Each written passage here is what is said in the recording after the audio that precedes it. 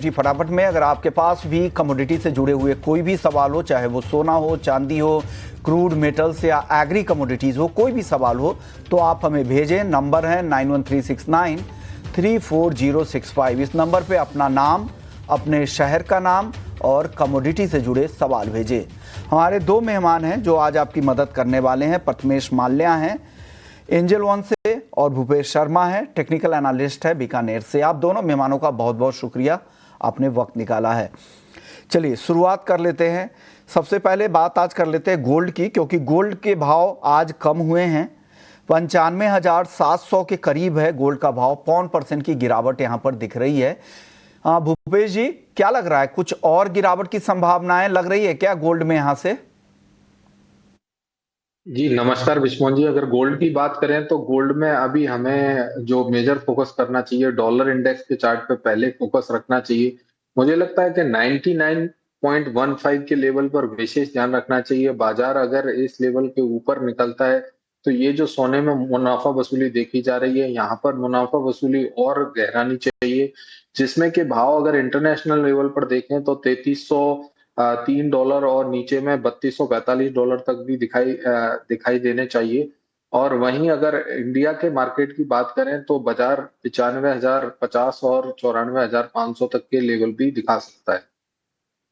तो ये राय आपकी तरफ से। आप बता दीजिए प्रथमेश जी, अगर सोना किसी को खरीदना है तो करंट लेवल पे खरीदना चाहिए या रुकना चाहिए?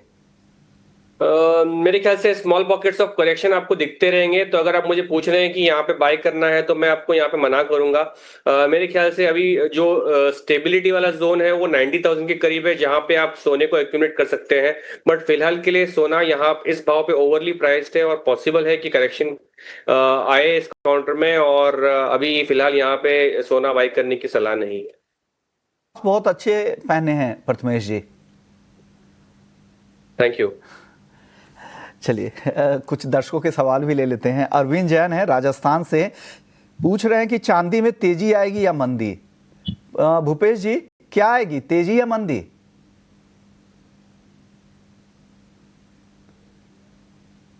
सर प्रश्न कौन सी कमोडिटी का है सर? सर चांदी पे थी, पूछना चाह रहा है कि तेजी आएगी या मंदी आएगी। सर चांदी में अगर बात करी जाए तो मुझे लगता है कि चांदी में विशेष ध्यान रखना चाहिए 98,900 के लेवल्स का। और 98,900 के लेवल के ऊपर बाजार निकलेगा तभी इसमें कोई नई तेजी का आगाज होगा, जो कि एक अच्छी तेजी फिर सस्टेनेबल तेजी देखने को मिल सकती है।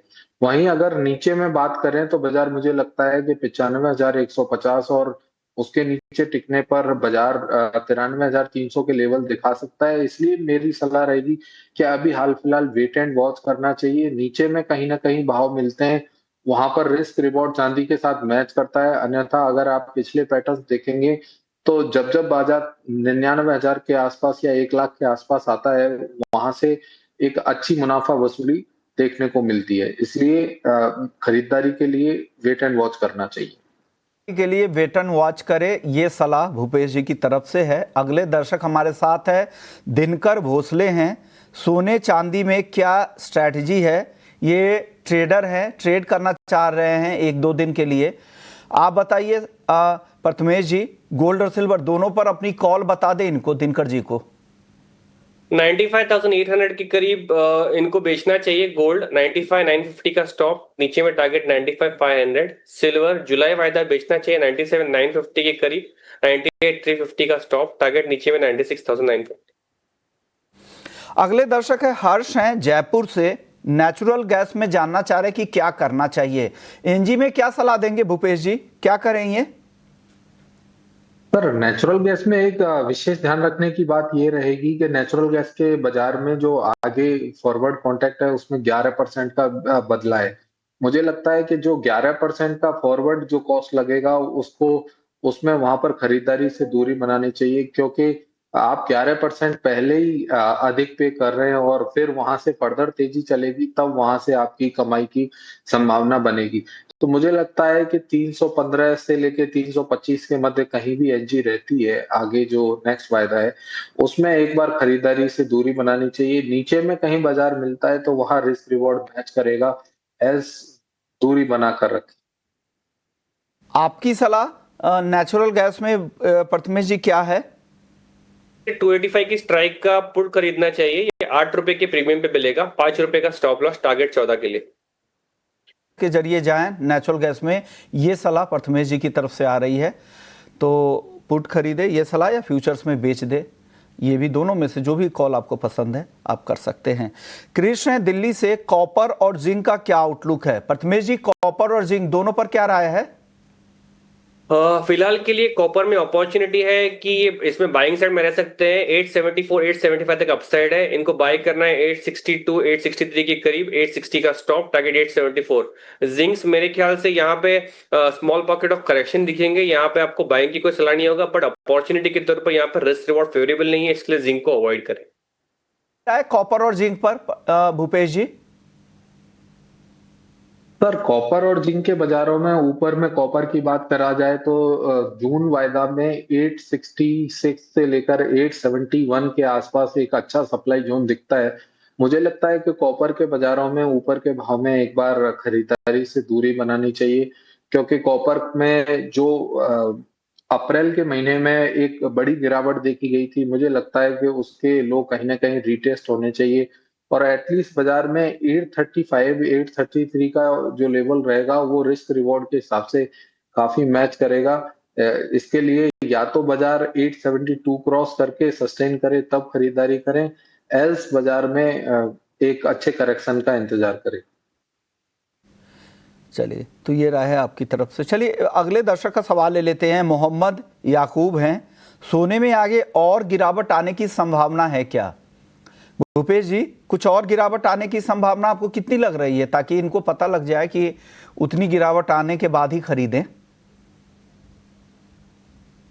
जी सर, अभी मार्केट में अनिश्चितताओं का दौर बरकरार है। मिस्टर ट्रम्प कभी भी कोई ना कोई स्टेटमेंट पास करते हैं। और वहीं टेक्निकल लेवल्स की बात करें तो मुझे टेक्निकल लेवल्स पर बाजार लगता है कि ऊपर में एक बार मार्केट टॉप आउट हो चुका है कहीं ना कहीं, और ऊपर के भाव में खरीदारी से दूरी बनानी चाहिए। मुझे लगता है कि गोल्ड में तकरीबन 92,500 से 91,500 के लेवल आने वाले समय में देखे जा सकते हैं, अगर कोई 90 से 120 दिन का प्रोस्पेक्ट रखता है तो।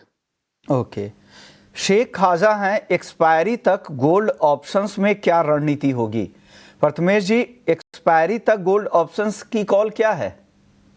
गोल्ड ऑप्शंस के फिलहाल भाव मेरे पास नहीं है, बट यहाँ पे ध्यान जो है ना, मेरे ख्याल है नीचे का ही गिरने का है। पॉसिबिलिटी है अगर ये टूटे और न्यूज फ्लो ऐसे ही रहे तो पॉसिबिलिटी आपको 94,000 और 93,000 बहुत जल्द दिखा सकता है। तो आप पुट ऑप्शंस बाय कर सकते हैं। At the money put option खरीद लीजिए, वो आपको मेरे ख्याल से फायदेमंद रह सकता है। तो ये सलाह है। आशीष कुमार हैं, क्या सोना 1 लाख रुपए के पास फिर से जा सकता है क्या? भूपेश जी, 1 लाख तक के चांसेस दिख रहे हैं क्या चार्ट पर आपको? सर, अगर हाजिर की बात करें तो हाजिर में तो अगर करंट भाव से देखा जाए तो लगभग बाजार 1 लाख के आसपास ही ट्रेड कर रहा है। वहीं अगर आप वायदा की बात करें तो वायदा में मुझे लगता है कि बाजार में 1 लाख अभी हाल फिलहाल मुझे नहीं लगता, क्योंकि बाजार जिस हिसाब से मार्केट ने वीकली चार्ट पर जो पैटर्न्स बनाए हुए हैं, वहां बाजार अगर पिछले 4 हफ्ते से देखेंगे, एक हफ्ते में गिरता है फिर बढ़ता है फिर गिरता है, तो मुझे लगता है कि ये हफ्ता फिर से गिरने वाला हफ्ता एक साबित हो सकता है। तो इसलिए ऊपर में खरीदारी से दूरी बनाएं। अन्यथा कोई फ्रेश खरीदारी करनी है तो लगता है कि 97,900 के ऊपर निकलने पर ही इसमें कोई नई स्ट्रेंथ देखने को मिलेगी। इसलिए ऊपर में मुझे अभी हाल फिलहाल नहीं लगता कि सोना 1 लाख रुपए वायदा में भाव दिखाएगा। कि अगले दर्शक हमारे साथ राकेश हैं, एमपी से। क्रूड की स्ट्रेटजी जानना चाहे कि क्रूड में कैसे ट्रेड करें। प्रथमेश जी, क्या राय है, क्रूड में क्या कॉल है आपकी तरफ से? क्रूड में मेरे ख्याल से ऊपर वाला भाव 5,400 ये एकदम रेजिस्टेंस जोन के तौर पर देखा जाएगा, और नीचे वाला भाव 5,100। तो आप मुझे पूछेंगे करंट भाव के आसपास क्या करें, तो इसको सेल एंड रैली करना चाहिए। और 5,240 के आसपास अगर ये ट्रेड हो रही है तो यहीं पे भी ट्रेड कर सकते हैं आप। ओवरऑल ट्रेड का स्टॉप लॉस 5,370 रहेगा और टारगेट नीचे में 5,100 के लिए रहेंगे। आप बताइए, क्रूड पर आपकी कॉल क्या है भूपेश जी? सर अगर क्रूड के वायदा की बात करी जाए तो मुझे लगता है क्रूड वायदा एक रेंज में ट्रेड कर रहा है, जो रेंज 5,450 से लेके 5,100 तक की रेंज है। इसमें अभी अगर करंट भाव पे बात करी जाए तो करंट भाव पे मुझे लगता है 5200 की कॉल और पुट दोनों को राइट करना चाहिए, बेचना चाहिए दोनों को। और उसमें जो भी प्रीमियम रहेगा उस प्रीमियम को आप में उसमें लिखे दिखाई देगा, तो उस हिसाब से आप करंट मतलब एटीएम की कॉल और पुट को राइट करें और उसमें आइदर साइड का स्टॉप लॉस कैसे लगाएं कि जब भी बाजार एक स्ट्राइक क्रॉस कर जाए तो उसको एग्जिट करना चाहिए। तो मुझे लगता है कि बाजार अभी साइडवेज जोन में है, तो इसमें साइडवेज के हिसाब से कॉल और पुट राइट करके व्यापार करना उचित रहेगा। अगले दर्शक है पवन जैन है, कॉमिक्स गोल्ड पर राय चाह रहे हैं। प्रथमेश जी, कॉमिक्स गोल्ड के लेवल्स बता दीजिए, इनको आप क्या लेवल्स देखते हैं, क्या रेंज देख रहे हैं यहाँ पर? आई थिंक ऊपर वाला भाव 3,500, नीचे वाला $3,000, ये ब्रॉड जोन है यहाँ पे। मेरे ख्याल से नेक्स्ट उसके लिए टाइम फ्रेम क्या है सर? वो 3,000 मैं बता रहा हूँ, मैं बता रहा हूँ आपको। ऊपर वाला जोन जो है 3,500, नीचे वाला जोन जो है 3,000, और अभी फिलहाल ये बीच में तरफ है। तो अगर आप मुझे रिस्क रिवॉर्ड के फेवर में बात कर रहे हो तो ये बीच में ही अटका हुआ है। तो अगर गिरावट की पॉसिबिलिटी होती है तो नेक्स्ट 1 मंथ में पॉसिबल है कि $200 यहाँ से निकाल दे। ओके, तो फिर आपको $3,000 जो है वो बेस बन जाएगा यहाँ पे। और ऊपर वाला भाव अगर ये कुछ स्पेसिफिक न्यूज फैक्टर्स आते हैं जहां पे एस्केलेशन होता है टैरिफ्स को लेकर या फिर ईयू के साथ डिस्कशन में कुछ होता है, तो फिर ऊपर वाला रेंज जो है 3,500, ये पॉसिबल 1 से 1.5 महीने के टाइम फ्रेम में आपको पॉसिबिलिटी दिखाई दे सकती है। ये रहा है आपके लिए कॉमिक्स गोल्ड को लेकर। चलिए, वक्त है ब्रेक का। ब्रेक के बाद लौटेंगे तो एग्री मार्केट की बात करेंगे और साथ ही मॉनसून की चाल पर भी बातचीत होगी। आईएमडी के डीजी हमारे साथ होंगे, उनसे भी बातचीत होगी। जल्द लौटते हैं। आपका स्वागत है और आप देख रहे हैं कमोडिटी फटाफट। हम आपके सवालों के जवाब दे रहे हैं। हमारे दोनों मेहमान बने हुए हैं, प्रथमेश जी हैं, भूपेश जी हैं। अगले दर्शक हैं सौरभ गोयल हैं, हल्दी को लेकर आउटलुक जानना चाह रहे हैं कि हल्दी कैसी दिख रही है। हल्दी आज कमजोर थी, करीब 2.25% की गिरावट दिखी, 13,750 के करीब हल्दी बंद हुई है। भूपेश जी बताइए, हल्दी में क्या करना चाहिए इनको, सौरभ जी को? जी सर, हल्दी क्या आज सारे एनसीडीएक्स में एक अच्छी गिरावट देखने को मिली। और जैसे ही मानसून का आगाज हुआ है और मानसून का एक तरीके से ये प्रॉक्सी की तरीके से काम करता है एनसीडीएक्स, तो मुझे लगता है कि जस्ट इनवर्स चाल इसमें देखने को मिलती है जैसे ही मानसून ऑन टाइम होता है। तो अभी बाजार की बात करेंगे तो बाजार में मुझे लगता है कि 12,700 के आसपास कहीं भी बाजार मिलता है तो बाजार में एक अच्छी रिस्क रिवॉर्ड के हिसाब से बाइंग करी जा सकती है। वहीं अपसाइड की बात करें तो 14,500 14,800 एक सप्लाई लेवल होगा। तो बाजार में एक रेंज बनी हुई है 13,500 से लेके 14,500, तो लोअर बैंड पे खरीदारी करें और ऊपर के भाव में एग्जिट करें। ये सलाह आपकी तरफ से हल्दी को लेकर है। राजन कुमार हैं, जीरे का भाव आगे कहां तक जा सकता है? भूपेश जी, कहां तक जाने की संभावना आपको लग रही है? जीरे का भाव क्या खरीदना चाहिए? काफी नीचे आ चुका है भाव, 20,720 पे बंद हुआ है, खरीदें? जी बिल्कुल, जीरे का रिस्क रिवॉर्ड एकदम मैच करता है अभी करंट भाव पर। मुझे लगता है कि जो स्टॉकिस्ट हैं उनको जीरा खरीदना चाहिए। करंट भाव पर जीरा खरीदते हैं तो मुझे लगता है कि जीरे में अब गिरावट एक बहुत ही लिमिटेड है और यहाँ से भाव में बढ़ने के लिए रिस्क रिवॉर्ड देखा जाए तो तकरीबन गिरावट की बात करेंगे तो 2% रहेगी मैक्सिमम। और अगर उछाले की बात करें तो तकरीबन बाजार 10 से 12% यहाँ से बहुत आसानी से आने वाले 2 से 3 महीने में बढ़ता हुआ दिखाई देना चाहिए। चलिए, तो ये बात हो गई हल्दी और जीरे की। अब बात करते हैं मॉनसून की। मॉनसून बहुत ही तेज रफ्तार में है। हमने देखा शनिवार को केरल में मॉनसून की एंट्री हो गई और महाराष्ट्र में करीब 35 साल बाद इतनी जल्दी मॉनसून की एंट्री हुई है। मुंबई के लिए आज रेड अलर्ट भी मौसम विभाग की तरफ से जारी किया गया था। ऐसे में मुंबई का जायजा लिया हमारी सहयोगी मानसी दवे ने। उन्होंने क्या पाया, उन्होंने नरिमन पॉइंट से वो मौजूद थी। आइए उन्होंने क्या रिपोर्ट वहां से दे रही हैं, सुन लेते हैं। मॉनसून ने मुंबई में दस्तक दे दी है और दस्तक क्या, मॉनसून ने मुंबई में दहाड़ मारी है। बीती रात से ही मुंबई में झमाझम बारिश और उसके बाद जोरों की बारिश हो रही है और ये माहौल देखते ही बन रहा है। मॉनसून वाइब्स को एंजॉय करने के लिए मैं आप पहुंची हूँ all the way to Nariman Point और नरीमन पॉइंट में इस वक्त जो माहौल है तरोताजा है, लेकिन इतनी तेज ठंड और इतनी तेज हवा चल रही है कि अगर ये छाता उड़ गया तो मेरी जिम्मेदारी बिल्कुल नहीं होगी। लेकिन चलिए अब मॉनसून के फ्लेवर के साथ साथ मॉनसून की फील भी आपको समझा देते हैं। और मॉनसून का कनेक्शन अगर देखें, लगातार मॉनसून को लेकर बातचीत ईटी नाउ स्वदेश आपके सामने रख भी रहा है। और मॉनसून जो है सिर्फ फील ही नहीं, फाइनेंस भी है। भारत एक कृषि प्रधान देश है और अच्छी बारिश यानी कि अच्छी फसल, और अच्छी फसल यानी कि भारत की इकोनॉमी के लिए, ओवरऑल इकोनॉमी के लिए बेहतर। तो इकोनॉमी के फ्रंट पर अगर देखें, अच्छी मॉनसून का होना बेहद जरूरी है और ये इस वक्त तो बिल्कुल नजर आ रहा है। केरल में तो 8 दिन पहले मॉनसून आया, लेकिन ऐसे कोई आसार नहीं थे, लेकिन बावजूद इसके मुंबई में जल्दी मॉनसून आ चुका है, जो कि अपने आप में ही खुशी की बात है। इसके साथ मार्केट का भी कनेक्शन, मार्केट का भी फैक्टर मत भूलिएगा। लगातार हम आपको बताते हैं कि अच्छे मॉनसून से मार्केट रिलेटेड सीजनलिटी फैक्टर, काफी सारे सेक्टर्स है जहां पर अच्छा एक्शन देखने को मिलता है। अच्छे मॉनसून से एग्री रिलेटेड, ट्रैक्टर, फर्टिलाइजर, सारे के सारे स्पेसेस में अच्छी खासी मजबूती नजर आती है।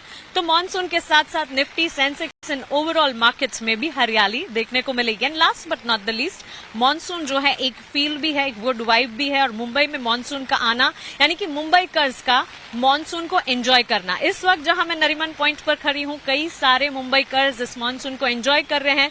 कई सारे मुंबई कर्ज मुझे बात करते सुन भी रहे हैं। ओके, तो बिल्कुल सही बात है कि मौसम का नज़ारा साफ तौर से दिख रहा है कि नरीमन पॉइंट का क्या नज़ारा, और हाई टाइड भी है और हवाएं भी तेज़ चल रही है, साफ तौर से दिख रहा है। और कई सारे जहां पे निचले इलाके हैं, हम फुटेज के जरिए दिखा भी रहे थे, वहां पर काफ़ी जल भराव भी हो गया है, ट्रेनों पर भी काफ़ी ज़्यादा असर हो रहा है। तो मुंबई में आज की जो बारिश थी, इससे काफ़ी दिक्कतें भी हुई, और हालांकि नरीमन पॉइंट का माहौल कुछ अलग था। चलिए, हमने बात की मौसम विभाग के डीजी एम महापात्र जी से। उन्होंने मॉनसून को लेकर, मॉनसून में की चाल आगे कैसी रह सकती है, इस पर उन्होंने क्या कहा है, आइए सुनवा देते हैं। मॉनसून नॉर्मल डेट से पहले आने वाला है। ऐसे ही 24 तारीख को केरल में पहुंचा था, जबकि नॉर्मल डेट 1 जून है। और मुंबई के पास आज मॉनसून पहुंच गया है, जबकि नॉर्मल डेट लगभग 10 जून होता है। और ये जो मॉनसून अभी एडवांस हुआ है, एक बहुत अच्छा क्लासिकल एडवांस है, जिसमें बहुत सारे बारिश हो रहा है। Monsoon active to vigorous condition में है। महाराष्ट्र में, कर्नाटक में, केरल में एक्सट्रीमली हेवी रेनफॉल रिकॉर्ड भी हुआ है। और अगले 2 दिन के लिए भी मॉनसून एक्टिव रहेगा महाराष्ट्र, कर्नाटक, केरल के लिए। इसलिए हम heavy to very heavy rainfall at a few places and isolated places में एक्सट्रीमली हेवी रेनफॉल यानी 20 सेंटीमीटर ज्यादा बारिश होने के लिए पूर्वानुमान किए हैं। और रेड कलर वार्निंग हम जारी किए हैं ये तीनों स्टेट्स में। और मॉनसून भी फर्दर एडवांस हो रहा है। साउथ इंडिया का ज्यादातर हिस्सा में मॉनसून पहुंच चुका है और कुछ हिस्सा में मॉनसून कवर करेगा। नॉर्थ ईस्टर्न स्टेट्स में मॉनसून में पहुंच चुका है, वहां भी हेवी रेनफॉल वार्निंग हम लोग दिए हैं। और धीरे धीरे ईस्टर्न इंडिया के कुछ हिस्से में मॉनसून पहुंचेगा अगले 3 दिन में। इसलिए जब मुंबई की बात करें, कि महाराष्ट्र की बात करें, तो रेनफॉल जारी रहेगा और heavy to very heavy rainfall होने का संभावना है। स्पेशली आज और कल 2 दिन के लिए ज्यादा बारिश होने का संभावना है। इसके बाद रेनफॉल थोड़े से कम रहेगा। फिर भी मानसून शुरू हो गया और जून महीने में मानसून एडवांस के साथ साथ कोंकण एरिया और मध्य महाराष्ट्र एरिया में heavy to very heavy rainfall होता है और कभी कभी एक्सट्रीमली हेवी रेनफॉल होता है। और ज्यादातर जो अर्बन एरियाज है, स्पेशली मुंबई सिटी है, इसके लिए भी हम स्पेशल इंफॉर्मेशन जारी कर रहे हैं। और यहाँ भी हमारा जो रडार्स लगे हुए हैं ये भी उपलब्ध होता है। और एक अर्बन फ्लड वार्निंग सिस्टम जो डेवलप हुआ है मुंबई सिटी के लिए, इसका जानकारी भी सिटी कॉर्पोरेशन को दिया जा रहा है। हम हर 3 घंटे अपडेट भी कर रहे हैं स्थिति को और इसका जानकारी सभी गणमाध्यम से, वेबसाइट से लोगों के पास पहुंचाने के लिए कोशिश कर रहे हैं। ओके, चलिए, तो मॉनसून का हाल ये था और आपने खुद आईएमडी के डीजी से सुना और मुंबई को लेकर यही अपडेट है कि ये बारिश आगे भी 2-3 दिनों तक जारी रह सकती है। इंटेंसिटी धीरे धीरे कम होगी लेकिन ये बारिश जारी रहेगी। और जिस तरह की रफ्तार है, अरबियन सी का जो सिस्टम बना है, बंगाल की खाड़ी में जो सिस्टम बना है, उससे काफ़ी सपोर्ट मिल रहा है। और इस तरह के रफ्तार दिख रही, क्योंकि 16 साल में पहली बार इतनी जल्दी मानसून केरल पहुंचा और 35 साल में इतनी जल्दी पहली बार मुंबई और महाराष्ट्र में मानसून की एंट्री हुई है। हालांकि ये भी कहा जा रहा है कि जून के पहले हफ्ते के बाद मानसून की प्रोग्रेस पर ब्रेक लगेगा, फिर 1-2 हफ्ते तक मानसून धीमा पड़ेगा, फिर आगे जाके फिर रफ्तार दिखेगी। ग्वार एक प्रॉक्सी प्ले माना जाता है मानसून का। भूपेश जी बताइए, ग्वार सीड ग्वारगम लगातार गिर रहा है अच्छे मानसून की खबर से, और भी कोई फंडामेंटल है क्या जिस वजह से ग्वार गिर रहा है? जी सर, डिमांड सप्लाई की बात करें ग्वार में, तो डिमांड सप्लाई जैसे पहले पिछले महीने में जो एक्सपोर्ट के डाटा आए थे 25,000 से 28,000, वो नॉर्मल डेटा दिखाई दे रहे हैं। मुझे लगता है कि ग्वार और ग्वारगम का जो ट्रेड है वो डायरेक्टली मौसम के आने से रिलेट करता है, तो इसलिए मुझे लगता है कि ग्वार सीड में हमें ध्यान रखना चाहिए कि चार्ट पर अभी अगर देखा जाए तो कंसोलिडेट ऑलरेडी मार्केट कर चुका है, तो नीचे के भाव में फ्रेश बिकवाली की तो समझ नहीं आती है। परंतु जैसे ही मैंने देखा है पिछले 5 साल के ट्रेंड को, तो उसमें ये देखने को मिला है कि बाजार जैसे ही एक बारिश होती है या 2 बारिशें होती हैं पश्चिमी राजस्थान या ग्वार बेल्ट में, तो वहां से ग्वार का गिरावट बंद हो जाती है। अभी बाजार काफी पॉजिटिव न्यूज देखने को मिली है मानसून की तरफ से कि मानसून पिछले 16 साल में पहली बार राइट टाइम पहुंचा है, तो उसका इफेक्ट सीधे सीधे ग्वार के भाव में आज गैप डाउन देखने को मिला और पूरे दिन बिकवाली जारी रही। तो मुझे लगता है कि नीचे के भाव में रिस्क रिवॉर्ड देखा जाए तो ग्वार में बिकवाली नहीं करनी चाहिए और ग्वार में बिकवाली से दूरी रखनी चाहिए। आने वाले समय में मुझे लगता है ग्वार और गम का वायदा एक अच्छे भाव दिखाने चाहिए। अपसाइड समय में तेजी आपको दिख सकती है। भूपेश जी, जाने से पहले आपने ढेर सारे कमोडिटी पे राय दी, इससे जुड़े हुए डिस्क्लेमर क्या हैं? जी सर, हो सकता है मेरे किसी क्लाइंट की पोजीशन रहे, मेरी किसी भी ट्रेड में कोई व्यक्तिगत पोजीशन नहीं। प्रथमेश जी, आपके तरफ से डिस्क्लेमर क्या है? इंडिविजुअली कोई भी कमोडिटीज में पोजीशंस नहीं है, हमारी कंपनी के क्लाइंट्स के पोजीशन हो सकते हैं। शुक्रिया आप दोनों मेहमानों का, आपने वक्त दिया, हमारे दर्शकों को गाइड किया कि उन्हें क्या करना है। लेकिन कोई भी ट्रेड करे, इन्वेस्ट करे, आप अपने फाइनेंशियल एडवाइजर्स की भी राय जरूर लें। कमोडिटी फटाफट में फिलहाल इतना ही, बाकी खबरों के लिए आप बने रहिए हमारे साथ।